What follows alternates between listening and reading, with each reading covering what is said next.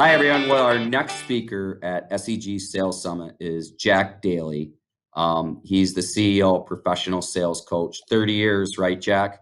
So Yeah, unbelievable. And I had, I had, it was just great. Like 7, 8 years ago, I was in a group called Vistage, and Jack came in to present for a half day. And of course, owning a sales consulting firm, I'm going, come on, man, what does this person know more than me, right? And I was wowed for 4 hours and sat back, and the group was like, Brian, we always thought you were the expert. And I'm like, yeah, but Jack is really good, and you guys should implement this stuff into your companies. So I was just wowed by him. So thank you for joining us today, Jack. Really appreciate it.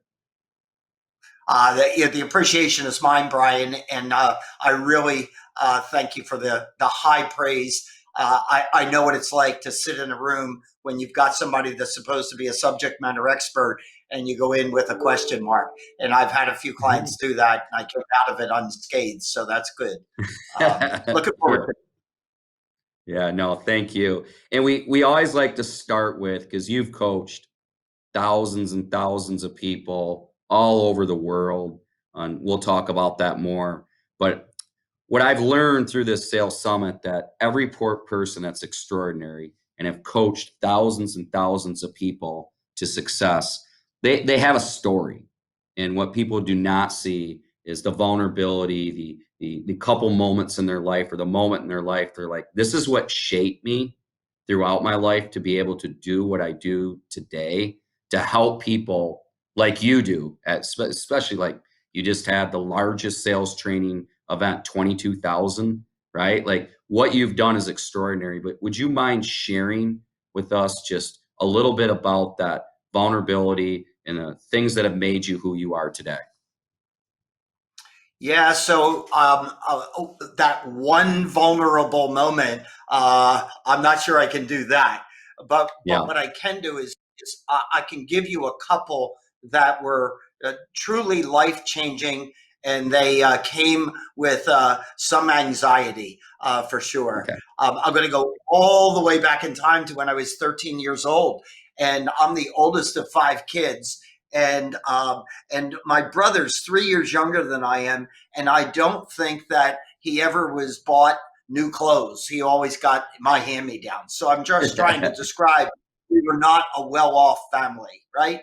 No. And at 13, I took a caddying job at the private country club in the community that I lived, and and I noticed after about 2 weeks that the people that were showing up to play golf there, the members, were living an entirely different life than my parents and my siblings. They drove nice cars. They lived in big estate homes. They played golf during the week. I mean, my goodness! Like, and I'm saying, gosh, if I could choose what my life would be like, would it be like my dad's, who's working 6 days a week just to pay the bills, or these guys? I'd choose them. But the probability of me getting to kind of interview them in their office at 13 years old was probably not good.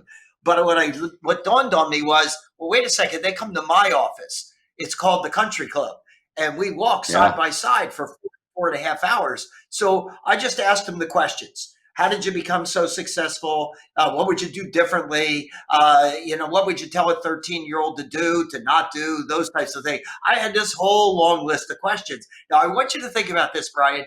After playing 4.5 hours of golf, and every time you're near me, I'm asking the questions. You go into the clubhouse to grab a beer after the round, and you see a friend of yours that's sitting at the bar and go, hey, have you ever had that Daly kid carry your bag? Oh, my God, did he ask you the question?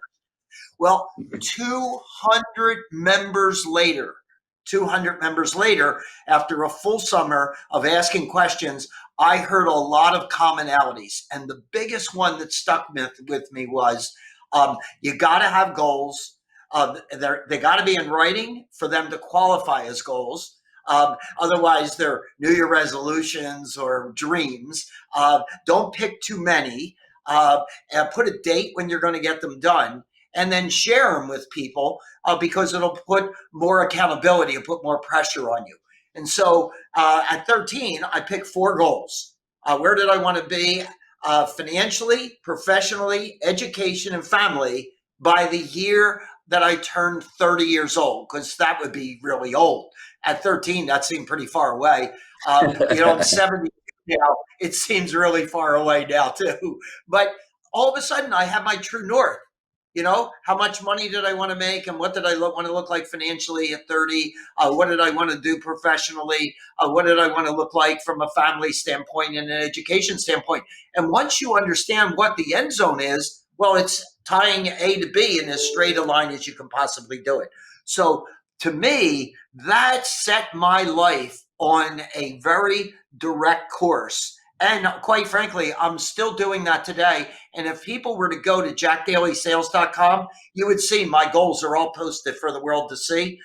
They're very ambitious. I've got a massive bucket list on there. And that all came from those interviews during that summer of my 13th year. Now I'm going to fast forward to just giving you a second real critical moment, a defining moment. And that was much later in life when I was in my mid to late 30s. I got this company that I'm building in Southern California, and we hired a guy to come in and do what I do today, which is sales training and speaking. Hmm. And the guy's name was Jim Pratt. And I just sat there and said, man, I need this guy in all 22 locations through the United States. And I went with him, and I got to become really close friends with him. And what I learned was he was making a giant impact on people, a giant impact on companies. He traveled the world. He saw things that I could just dream of at that moment. And I said to him after about a couple years, I said, Jim, someday I'm going to do what you do. And he said, why would you ever want to do that? And I explained all of what I just said to you. And he said, Jack, if you're ever serious, call me. I'll drop whoever I'm with and whatever I'm doing to do it with you. And at 46 years old, I pulled the plug on what my career and my life had been for 20 plus years, and jumped into the professional speaking and training business, where I've been now for the last 25 years. So if you think about it, at 13, those members took me to the age of 30, and then sort of I moved into Jim Pratt, who now has taken me on to where I am today. Two really, really big moments. Yeah, and I love that. In your first story with the country club, what's very interesting, it was all about asking good questions, just asking questions and listening, right? And most people just talk, right? Instead, you're like, I'm just going to ask questions, do my survey, listen, gather a lot of information.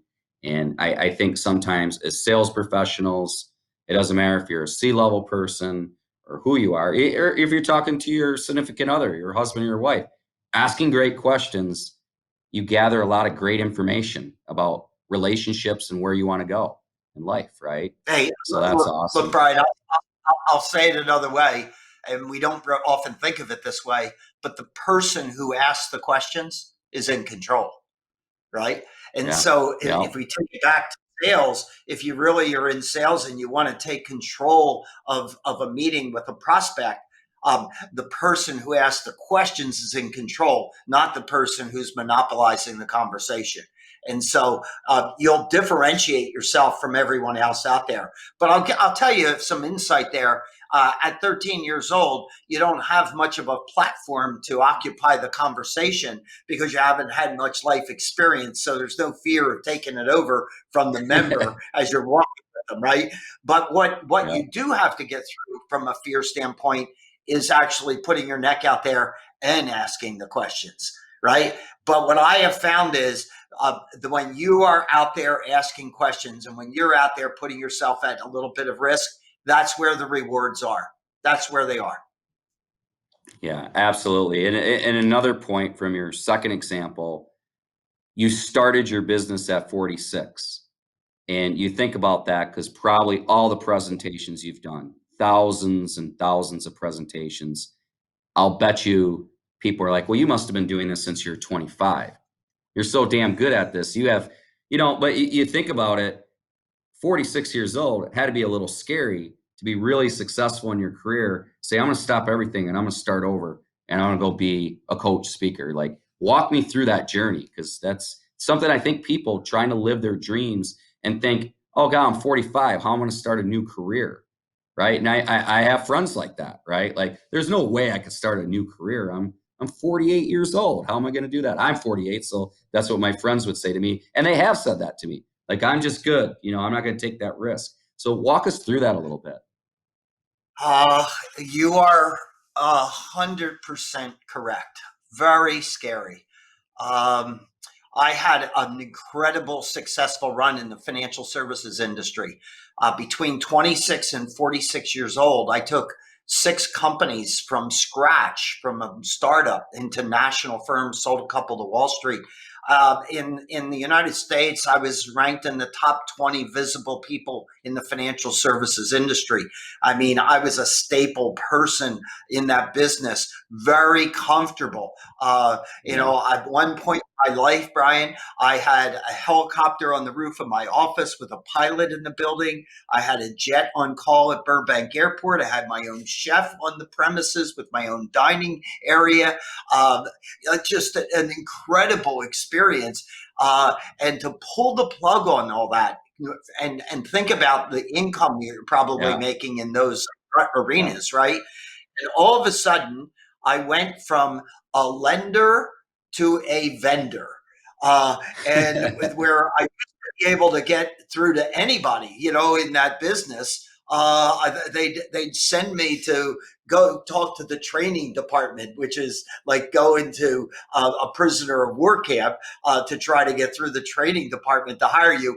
And so I went from a seven-figure income to not making $100,000 for a few Mhm. years in the business, with a lot of people coming to me and saying, come on back, you just recognize you made a mistake and come on back, and you're going to do really well.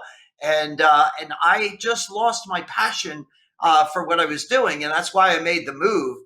And I'm a big believer that if you focus and you work hard in the area where your passion is, somehow it all gets sorted out.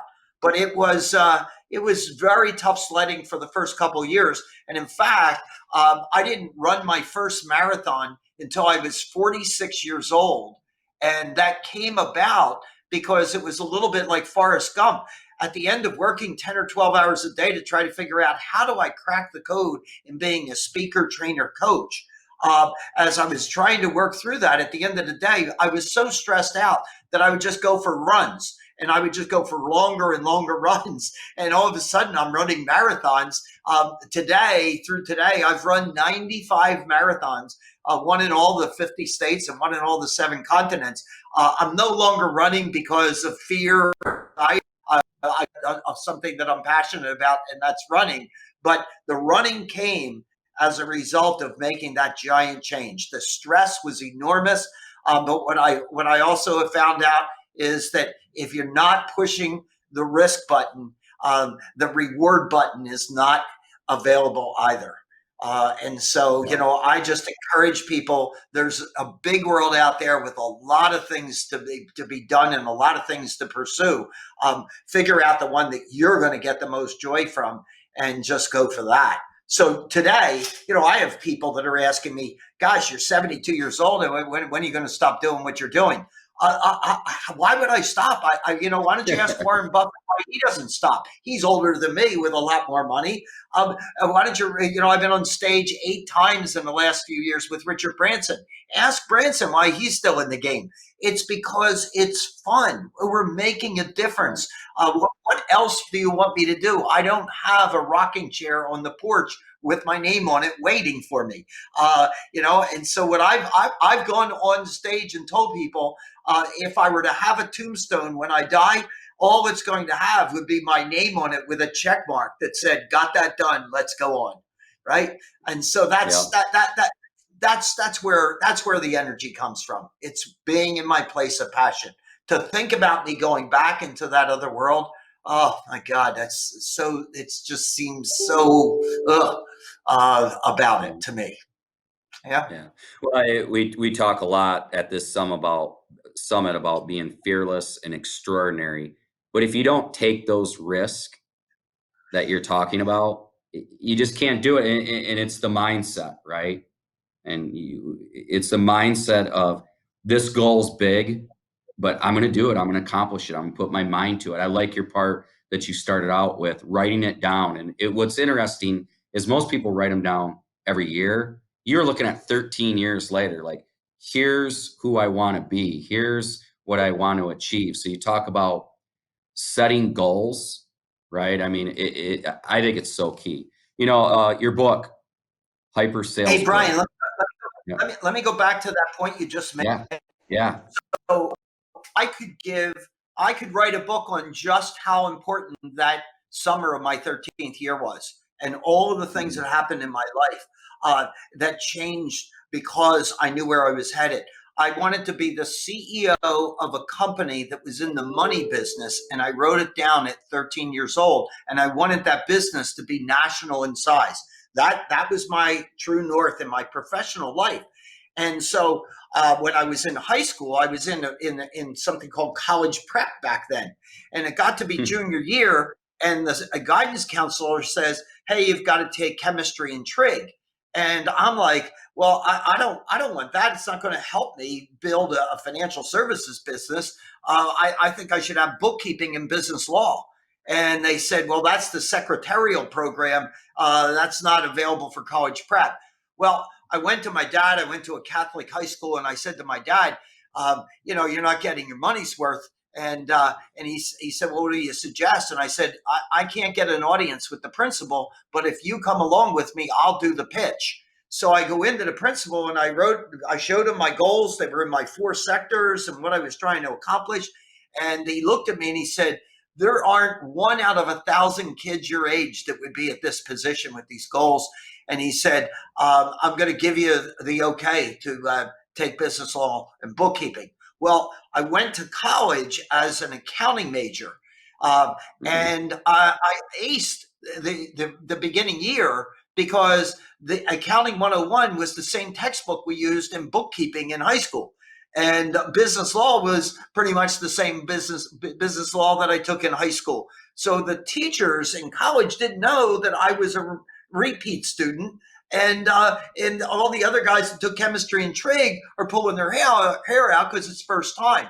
So I had advantages all through my life because I actually knew where I was going and then could map it out as to how I was going to get there.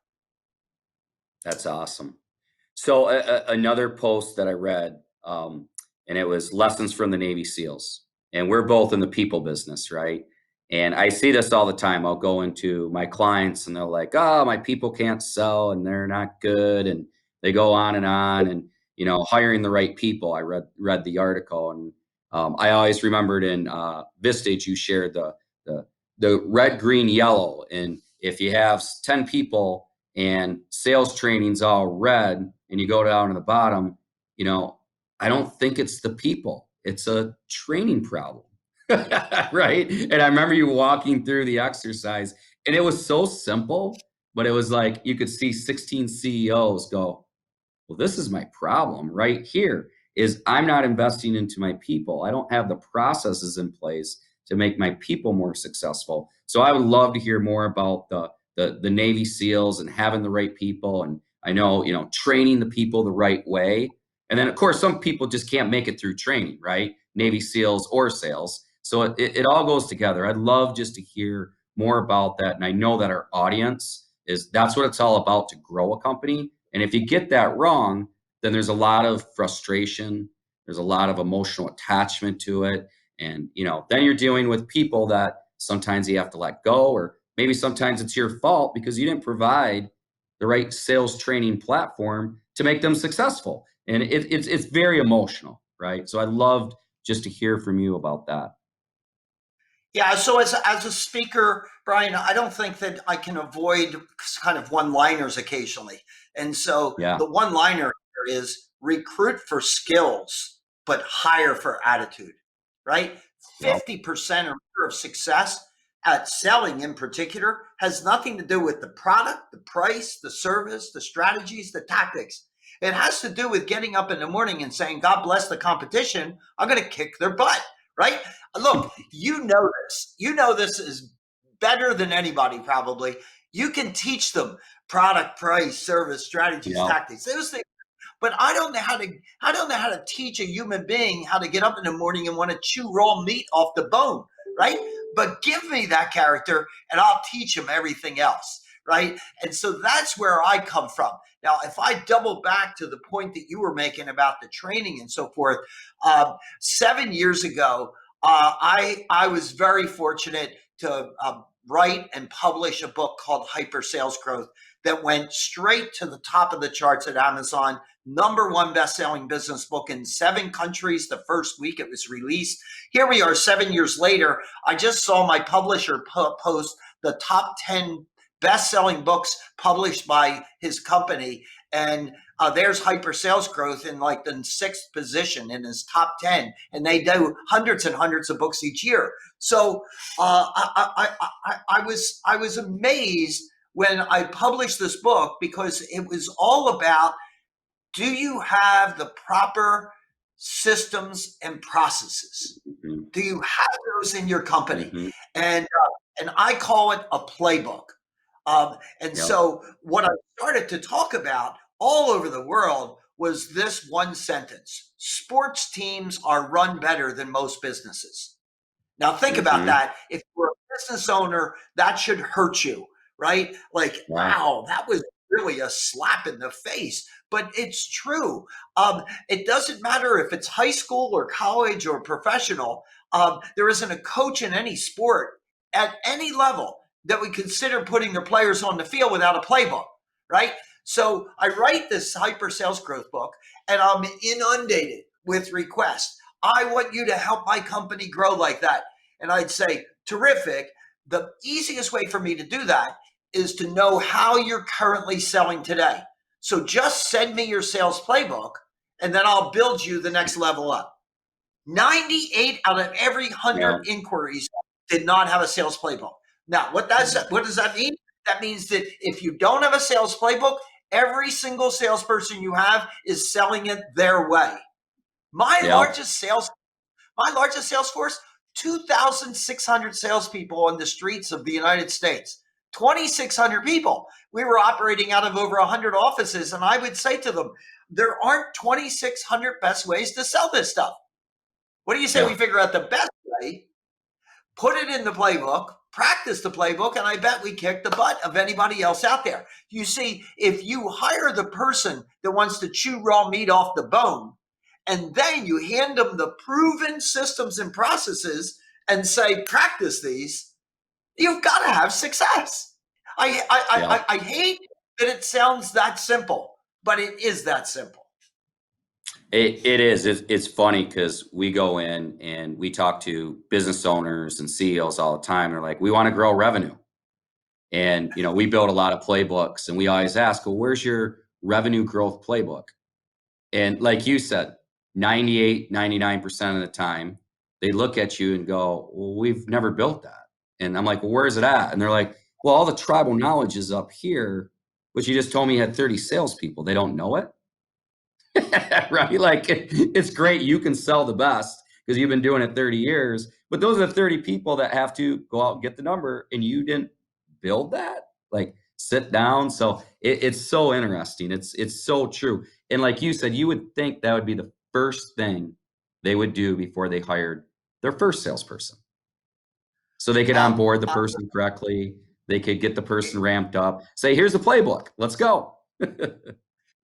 it's what you and I have both heard before, which is rushing to the urgent at the expense of the important, right?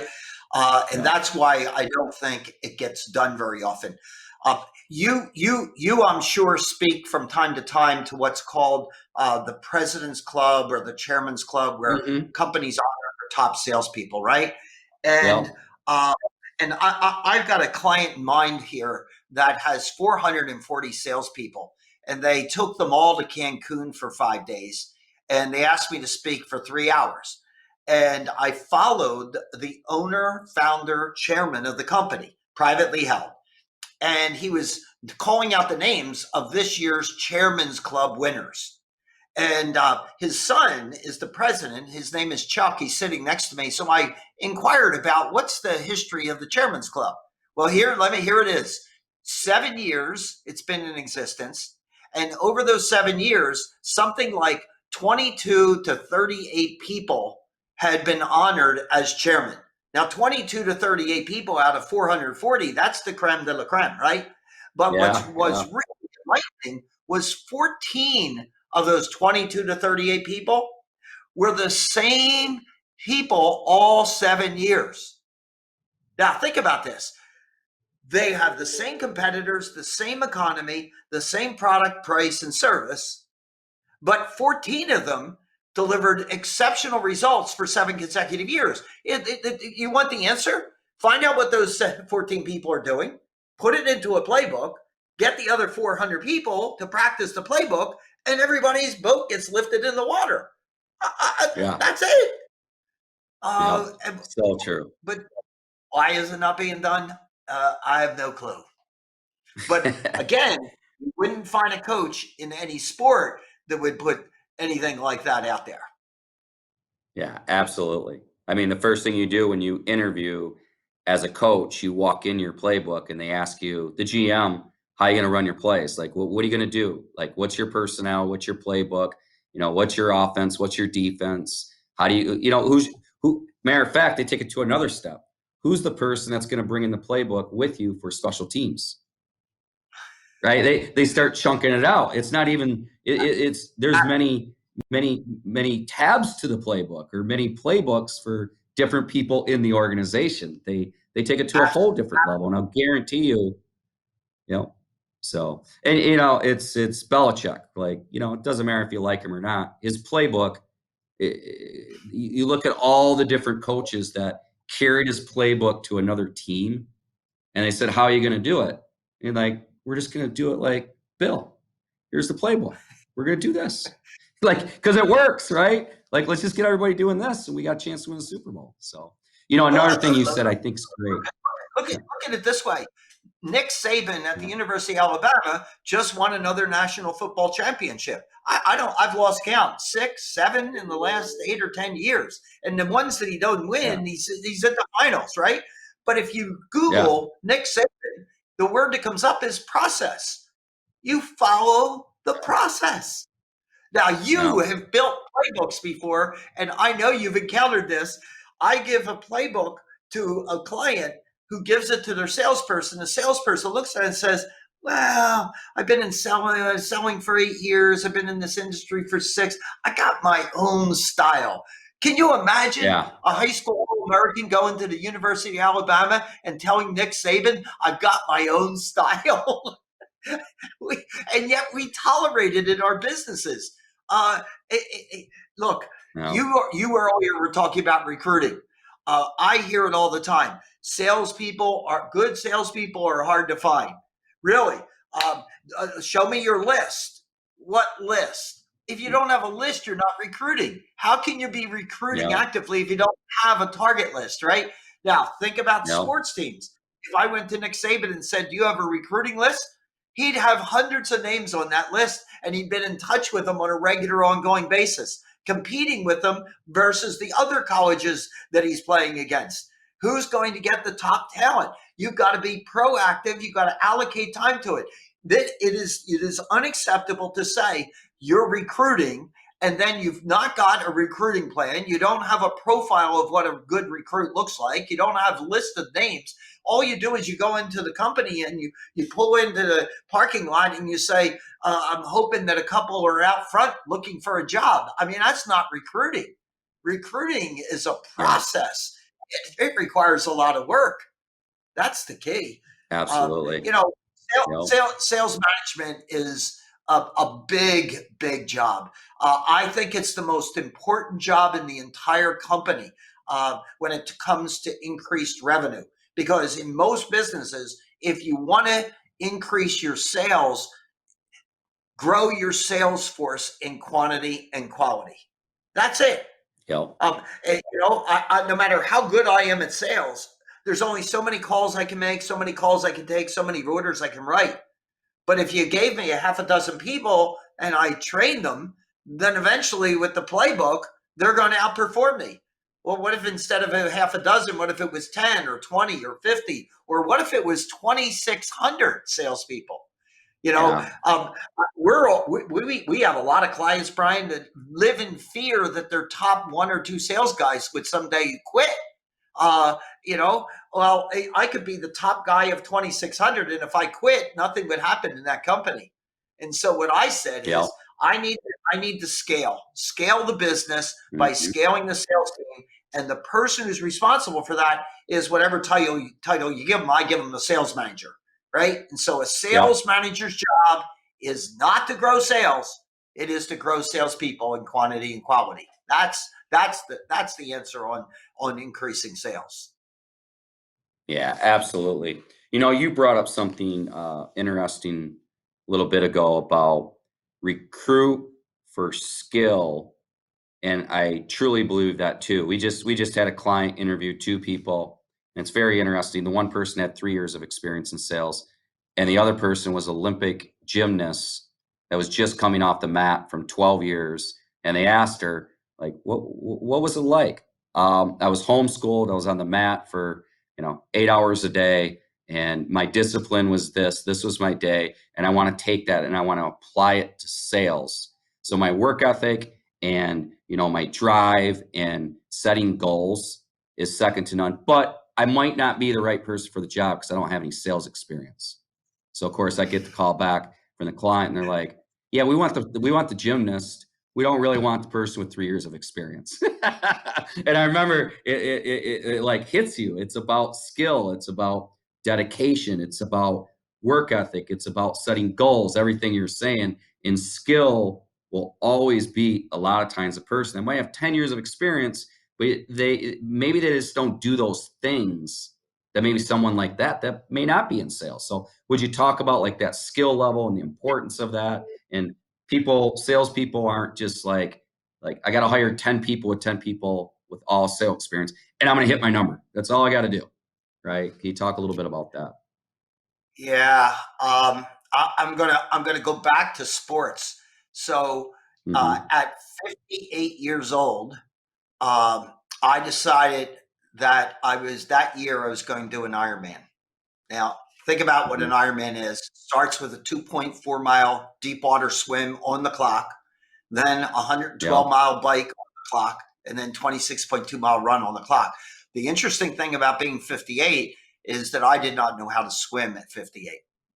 Um, and Mm. so I hired a coach who had the systems and processes. I had the Yeah. grit, the discipline, and the work ethic, but I don't know a thing about swimming. And literally, he told me, "Jump in the water and let me see what you got." And I said, what I had is an inability to communicate. I don't know how to swim, right?" And he said, "Even better, no bad habits to break." So we Yeah. start, like I spent the first 2 weeks, 3 lessons a week for an hour each, and never got in the water. I'm on one of those big inflatable balls trying to maintain my balance while I'm stroking on either side of the ball so that when I got to the water, I'd be balanced in the water. Um, um, within 8 years, 58 to 66 years old, I successfully completed 15 full Ironmans, including competing in the Hawaii World Championship, which is every spot is filled with a competitive slot. Nobody gets graced into that World Championship, and so it's an example of I didn't have the skills necessarily, but I could build the skills based upon uh, Yeah. the attitudinal aspects, the discipline, the grit, the commitment to following the systems and the processes that Steve, my coach, was teaching me. I use that same story and say, hey, we can do that with salespeople. Um, Yeah. I don't need a bunch of sales. I'll tell you the other. Let me digress. I'll tell you the other thing that haunts me. Too many companies feel like the only place that they recruit is in their industry. I don't need Yeah. somebody Yeah. with industry experience either. We can teach them industry experience. Yeah. The piece that we can't teach is that grit part, GRIT, right? And so that's what I look for more than anything else. I'll get Yeah. the skills. I'll teach them the Yeah. innards of the product and all of that type of thing. And it's amazing how quickly we can get there. I was shocked at how much progress I was able to make in a relatively short period of time, in that swimming and in the Ironman type of thing. So, Yeah. know what you're looking for. If you've got the right personal qualities, uh, you can build the other pieces. So an awful lot of my clients, I use the movie Rudy, and I just say, you know, get a guy that is not intellectually qualified to get into Notre Dame and is not built to play football for Notre Dame and actually pulls it off, because he had the Yeah. right stuff, right? So Yeah. I want your listeners and viewers to think about this. Imagine the only people you recruited were Rudies, and you had the documented best practices of systems and processes for selling in a playbook, and you brought those two together. To me, that's team invincible. That's it.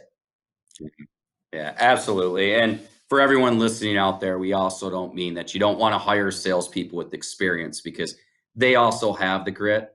You just interview for that. So I think it's a good blend of mix, a good combination. But I think what Jack and I are both saying here is look for people that have grit, that are hungry. It doesn't matter if they have 10 years of experience or coming out of college. You want to build teams and then apply the playbook and train them the right way. And I do love the combination of experience grit and Rudy grit, right? The combination is where you see it in sports teams, right? All the time. It's like, how does this team, how do they just win the World Series, the Super Bowl, and the average age is 26? Well, because they had three people that were veterans that had grit, and then they brought in young people with grit, and the veterans and the young people came together, and you see it all the time in Super Bowls, right? Or World Series games or NBA championships or whatever, and you take the combination, which coaches are really smart at doing that, and it's powerful, right? And that's how they win. But they're also really smart too when they see a veteran or a rookie and they're like, that person doesn't have a grit. I got to move fast because I can't upset this apple cart, right? It's too good. And we both know this. You take one or two people that try to bring and down another two or three people, and it's just like a domino effect that carries through. So the coach, I love what you said. It's a sales manager job to say, do they have the grit? Did we build a playbook to train them? And then at the end of the day, meshing them together, right? Yeah, and you know what? And So, I'll give you another comparable outside of the sports world. mhm, I was a captain in the United States Army back during the Vietnam conflict, which dates me mhm, quite a bit. But I'm an hour north of San Diego is where I live, and so I'm okay, frequently in San Diego, and in the San Diego harbor, there's aircraft carriers. Now those aircraft carriers are manned with over 2,000 sailors. Now, that aircraft carrier is billions and billions of dollars, to put that boat in the water and keep it afloat.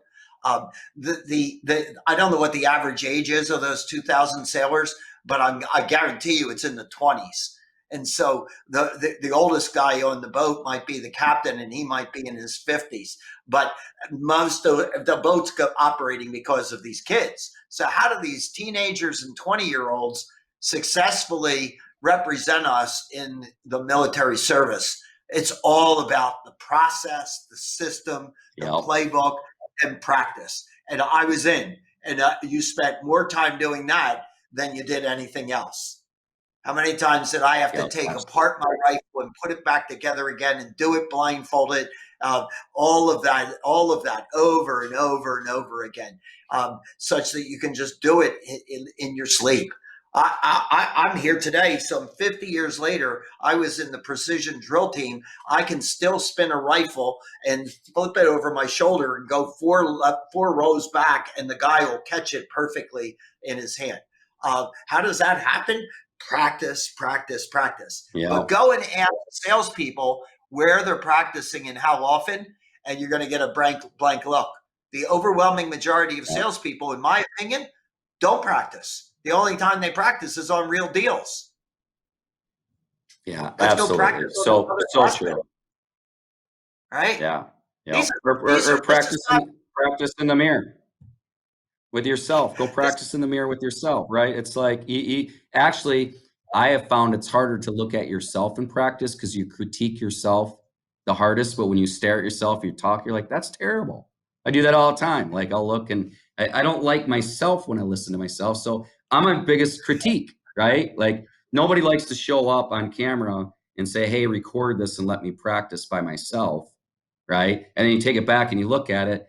And to your point, you'll literally be your biggest critic. You'll fix it, right? But most people do not do it. They won't do it, right? Let's go back to the sports world. I mean, you brought up the Patriots. Well, one of their players left last year and went down to Tampa Bay. 43 years old and Tom Brady in the Super Bowl. How does that happen? Well, look at what he does. He practices. He's always Yeah, practicing. He talks about how often he practices, how unsatisfied he is with his performance, right?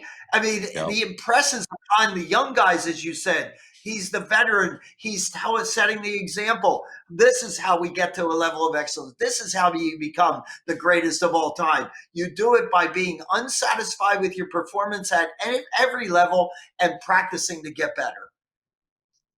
It's yeah, the way it absolutely. is. I think that's one of the best examples ever, right? Like right there. That's the best example. And it's not like he got traded to a team and Tom Brady said, well, they win 75% of their games.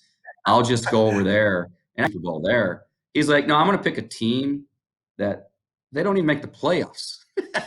And I'm gonna make it real myself, right? Like, why make it easy, right? So it's a great example because he applied the playbook and said, "Look, follow me. I've done this. What at the time 6 times? He'd won 6 Super Bowls, or is it Yeah. 9? Well, whatever the Now, number. say, It's some 6." And he's like, "Just trust me." And you got to imagine those guys in the locker room. I guarantee week one, some of them are going, "He's crazy. We can't even get to the playoffs. And he thinks we're going to win a Super Bowl." And sure enough, right? They didn't just win it; they like blew KC out, right? So that's a absolutely. great example. So, well, Jack, this has been great. Thank you so much. You're like extraordinary for many people, and you've always been one of my go-tos to listen to learn.